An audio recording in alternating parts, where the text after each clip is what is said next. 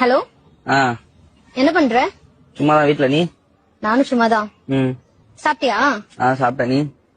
சாப்பிட்டேன். என்ன சாப்பிட்ட? சேமக்கிழங்கு வச்சு காரக்குழம்பு. சேமக்கிழங்கா? அது உனக்கு தெரியாதுரி. உங்க வீட்ல என்னது? Egg rice. முட்டை சோறா? ஆமா. அப்புறம் சொல்லு. என்ன? சொல்லு. சொல்லு.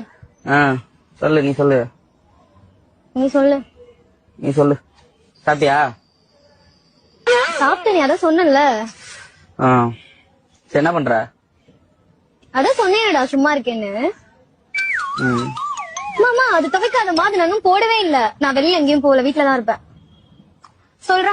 சொல்றேன். என்ன பண்ற?